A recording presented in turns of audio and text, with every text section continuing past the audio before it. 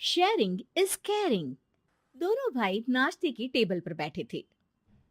प्रियंका, मेरा नाश्ता कहाँ है? भाभी, मुझे भी ऑफिस के लिए लेट हो रहा है। इस पर प्रियंका किचन में से दोनों के नाश्ते की प्लेट्स लेकर बाहर आती है। लो भाई, आप दोनों का नाश्ता। किसी को भी 1 मिनट का सब्र नहीं है। ये प्रियंका का ससुराल है, जहाँ कोई औरत ना होने की वजह से शादी वाले दिन से ही घर के साथ दोनों भाइयों की जिम्मेदारियां प्रियंका संभाल लेती है। दोनों भाई शांति से नाश्ता कर रहे होते हैं कि अंकुश अपने भाई की प्लेट से पराठे का एक टुकड़ा उठा लेता है।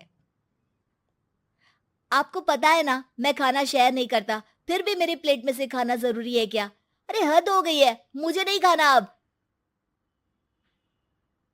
अंकुर गुस्से में नाश्ता छोड़कर टेबल से उठ खड़ा होता है। अरे, ये कैसा बिहेवियर है अंकुर? एक टुकड़ा ही तो है। एक हो या आधा, मुझे भूख लगी है तो ये सिर्फ मेरा ही है। उसे भी किसी के साथ शेयर करने बैठा तो भूखा नहीं रह जाऊंगा। अरे बाबा ठीक है, अब इस पर भी लड़ाई। दूसरा बना देती हूँ, पर प्लीज ऐसे खाना बीच में छोड़कर मत जाओ। इससे अन्न का अपमान होता है। ओ प्लीज भाभी, ऐसी कोई चीज होती ही नहीं है। आपके पास पैसे हैं, खरीदो और खाओ। अगर नहीं खाया जाए तो फेंक दो। अरे दुनिया में सब यही करते हैं।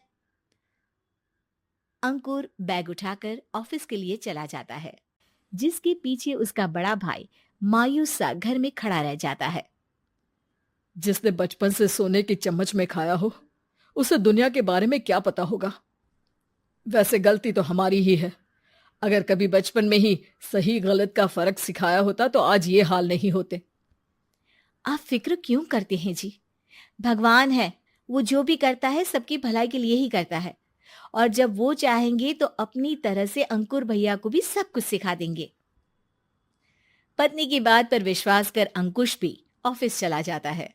सुबह से दोपहर होती है और अंकुर लंच करने ऑफिस के पास वाले रेस्टोरेंट में पहुंचता है, जहां वो एक साथ बहुत सारा खाना ऑर्डर कर देता है। सर, क्या कोई आपको ज्वाइन करने वाला है? नहीं तो क्यों? अब कुछ नहीं सर, ऐसे ही। वेटर चला जाता है और कुछ देर में अंकुर का ऑर्डर लेकर वापस आता है, जिस पर अंकुर सब डिशेस में से थोड़ा थोड़ा खाकर बाकी ऐसे ही छोड़कर बिल देकर चला जाता है। वाह भगवान, तेरी माया। कहीं कोई एक एक टुकड़े के लिए तरसता रहता है और ये 5 लोगों का खाना ऑर्डर करके एक का भी पूरा नहीं खाते। पैसे वालों की माया। वेटर टेबल साफ कर बचा हुआ सारा खाना लेकर रेस्टोरेंट के पीछे घूम रहे बच्चों के पास पहुंच जाता है, जिसे देख बच्चों के चेहरे खिल उठते हैं। वाह, आज इतना सारा खाना आया। थैंक यू भैया। भगवान आपको खाने की फैक्ट्री बना दे। अगर ये फैक्ट्री मेरी होती तो तुम लोगों को कभी किसी का झूठा बचा हुआ खाना नहीं खाना पड़ता।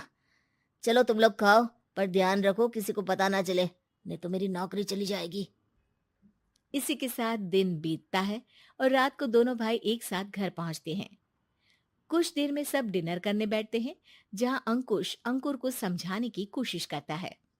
अंकुर, अगर हमें लाइफ में सब कुछ मिला है, इसका ये मतलब नहीं कि तुम उसका गलत फायदा उठाओ, बल्कि तुम्हें उसकी मदद से दूसरों को भी मदद करनी चाहिए। भैया, जिनके पास नहीं है उनकी वजह मैं तो नहीं ना। और ऐसे बहुत लोग हैं जिनके पास सब कुछ है। इसलिए अगर मैं एक इंसान कुछ नहीं करूंगा तो कोई फर्क नहीं पड़ने वाला। तुम्हारे भैया बस एक चीज समझाना चाहते हैं कि जिस चीज की हमारे पास कमी नहीं है, उसे बर्बाद करने से अच्छा है कि लोगों के साथ शेयर करें।